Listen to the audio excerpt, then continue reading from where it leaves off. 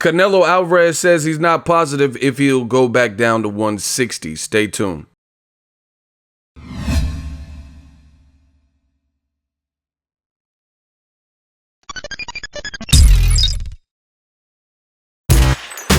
Boxingego here. If you like this video, make sure you hit the like button and also subscribe to the channel and hit the bell icon on the top of your screen to get notified when the latest new content drops. What up, Fight World? It's your boy Ego, and I'm back with some more boxing. Make sure you smash the like button. Also subscribe to the channel for the latest and greatest in boxing. If you want to become part of the gang, notification gang, please hit the bell icon. Shout out to the super chats, channel donations, the Venmo donations, and the Patreon family. We working. Now, something that was interesting, Canelo's really been in the news a lot lately. Groundbreaking deal, $365 million that DAZN was able to offer him for 11 fights in 5 years. Remarkable stuff with the amount of money he's being tossed. We got to see how he looks at 168. Rocky Fielding, he was beefing with Floyd Mayweather, or bringing up Floyd Mayweather rematch and stuff like that. But one thing that a lot of people aren't talking about that I want to talk about is what Canelo said as far as going back down to 160. This is what Canelo said directly, when being asked and during the Rocky Fielding promotional stuff.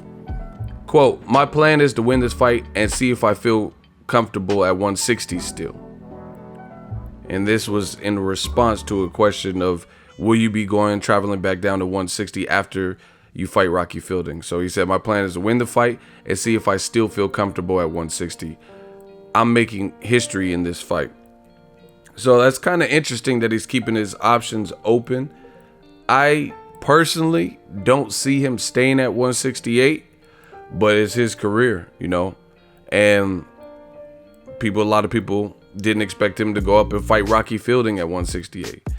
His team had talked about possibly moving up, but you never know. This day and age in boxing, money being thrown around.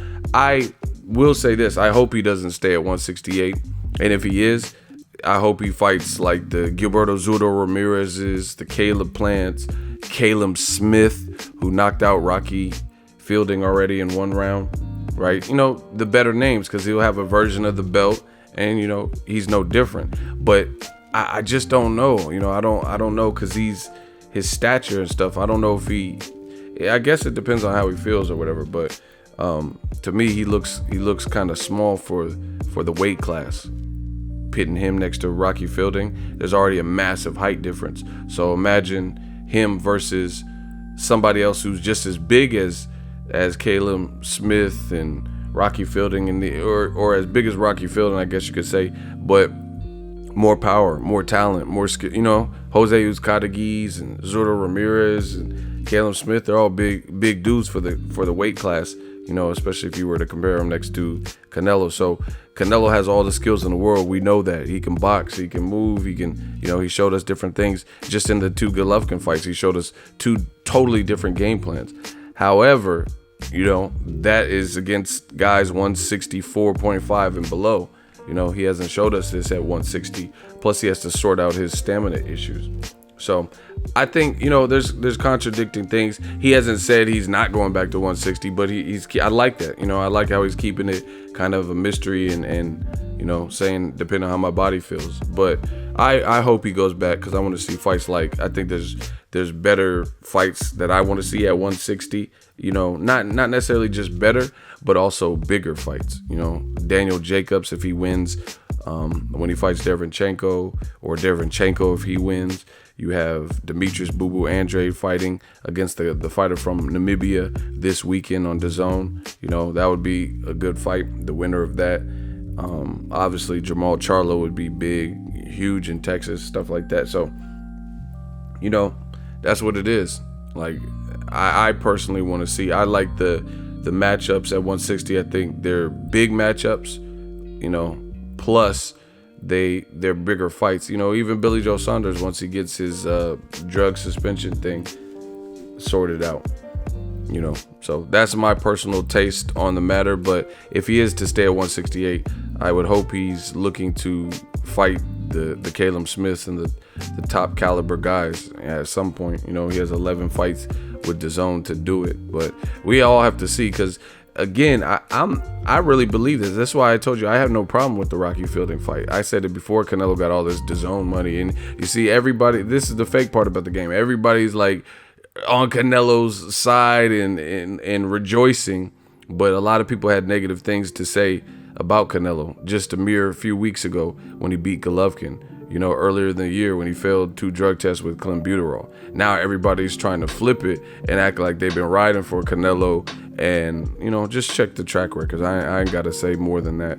You people know what I've said on my channel and what I haven't said, you know. So it's just funny to see the turncoats and shapeshifters act like they've been, you know, Canelo's balling and, you know, something positive happens in his career, something real positive, record-breaking deal. Now all of a sudden all these people are riding with Canelo, but when shit was looking shaky for him with the clenbuterol, you know, some of those same people were the first to kick him. It just goes to show you how fake as a society and as a boxing populace some of the fans are. But we'll see what he decides to do, 160 or 168.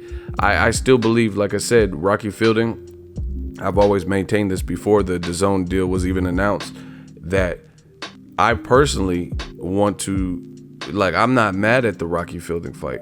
I want to see how he deals with it, because even though he skillfully is better, he has stamina issues in some of his fight, and he's fighting guys so much bigger than him. So that negates skill, or it could negate. I'm not saying it absolutely will in his case, but you know, you could be a great fighter, but you start moving up and fighting guys who are just tougher and bigger and, you know, take a punch better. The dynamics are all changed. I mean, I think one of the modern examples of this is Roman Chocolatito Gonzalez, right? He moved up 3 pounds and guys gave him tougher fights. 3 pounds. But in those little weight divisions, you know, 3 pounds is a difference maker to the next weight category, you know, because the guys like Carlos Cuadras, Mick Williams, Arroyo, and obviously Sor Rungvisai, who beat him twice, those were a different level of fighter, could take Chocolatito's punches better. You know, just, it doesn't matter how skilled Chocolatito was, how hard he was hitting at the previous division. You know, the guys were more equipped to deal with it. Let me know what you guys think of Canelo. Should he return to 160? They've also talked about Daniel Jacobs. At least Eddie Hearn has said Daniel Jacobs is, if he wins, he's obviously a potential front runner for Canelo in May. I have no problem with the fight. You know, that's a great fight for DAZN. Let me know what you guys think. Drop your thoughts in the comment section. Make sure you smash the like button as always. Hate, comment, and subscribe. Till next video is Ego signing off. So if you enjoyed this video and want more content like this on the channel, you can show your appreciation by going to the PayPal donate button or the YouTube support button, and you can donate any amount that you feel is equivalent to the value of this video. Much more to come. Thank you guys for your support. Boxingego, the future of boxing.